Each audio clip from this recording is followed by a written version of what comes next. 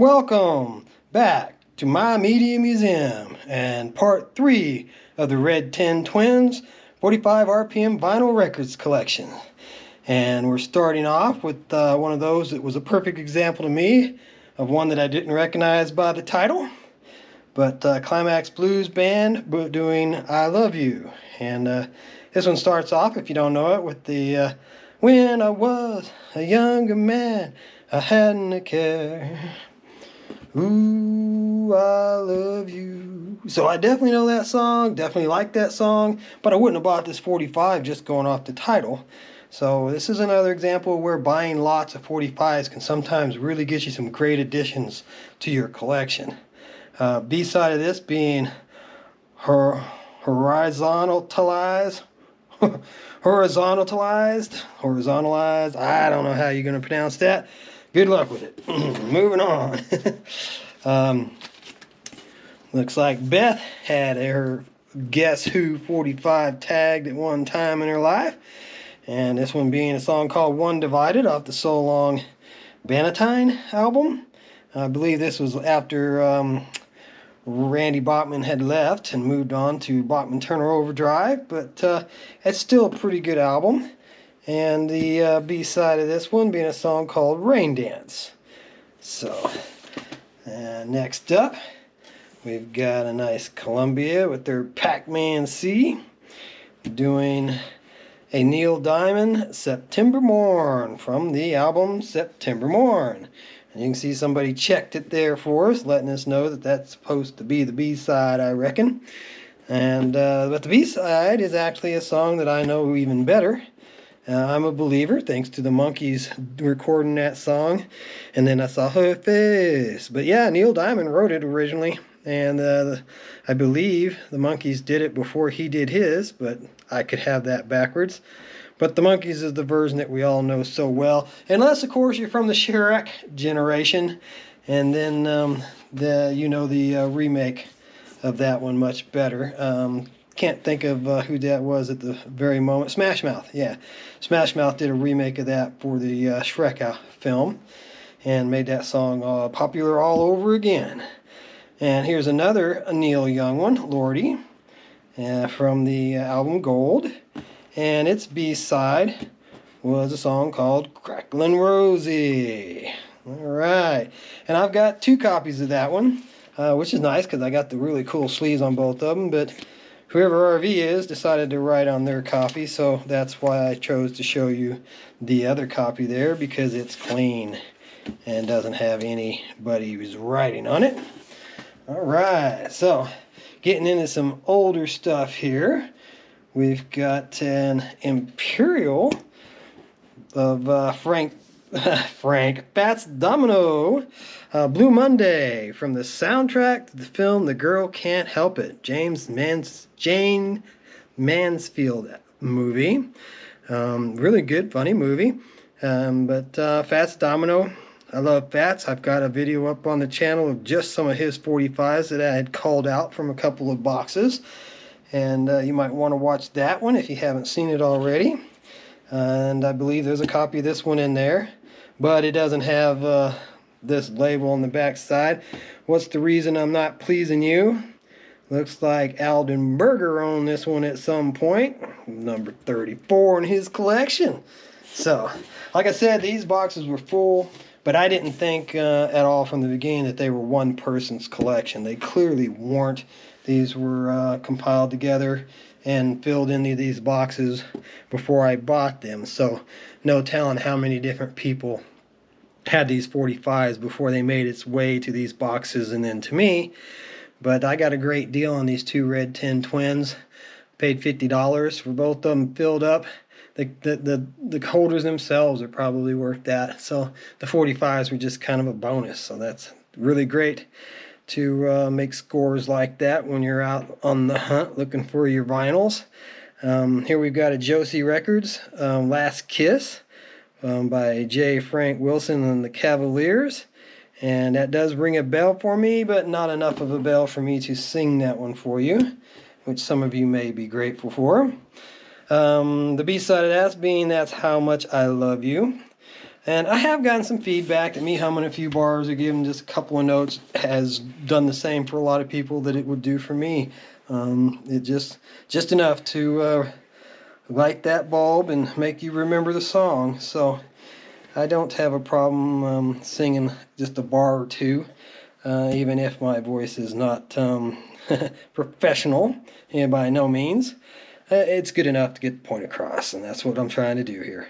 So we've got Jerry Lee Lewis, excuse me, doing Tomorrow's Taking Baby Away from 1974 from Country album. So I'm not familiar with that, but I do seem to remember that Jerry Lee Lewis went a lot more country than rock or rockabilly as he started out in his later years. The B-side being He Can't Fill My Shoes. So 1974, that's definitely quite a few years after Jerry Lee Lewis came onto the scene. He was around in the 50s.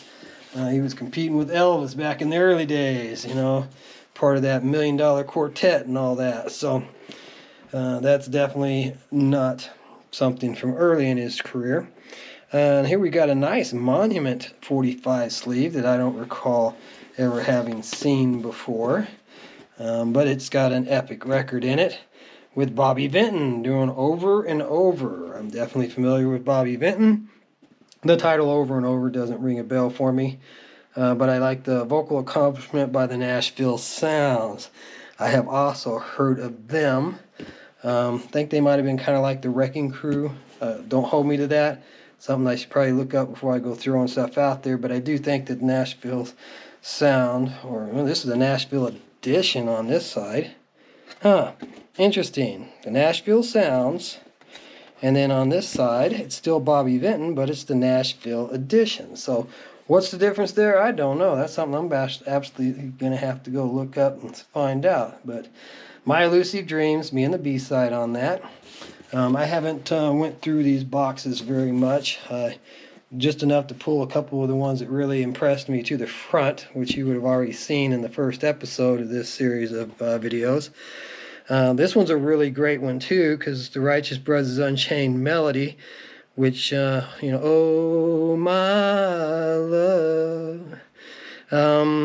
This is the Phillies Records edition of it, and it's even noting that it's off of the LP Just Once in My Life. So I do believe this is a much, much earlier copy than ones that I have shown you previously. This is another one of those songs that you will find over and over again. There are lots of different printings, lots of different labels. You can find many different looking copies of this on 45 RPM. The B-side being a song called Hung on You. And a lot of the times when you find that one, it has a much more well-known Righteous Brothers song on the B-side. This is old Phil Spector. And so I believe this is a much, much earlier edition than what I have shown you on this channel in the past. And here we got a nice RCA. That side's got a price tag on it, so we'll show you the logo without a price tag there. And it does have an RCA vinyl in it, and what a nice clean looking vinyl it is. But Hey Bobby by KT Olsen. Again, I do believe I know that song. This is the edited single version. I'm not going to attempt to hum a few bars for you because I might have it confused with another song. But it's from the album This Woman. Back from, it says 1980 something here. 1985 I think it says. So that may not be what I'm thinking it is at all. Where is a Woman to Go being the B-side on that. So this may very well not be what I was thinking it was at all. But anyways, you may know it, and if you do, that's great. Feel free to correct me in the comments and add any info that you would like to add, because I'm all for having a little discussion and learning a few things in return here as well. Carly Simon, Nobody Does It Better.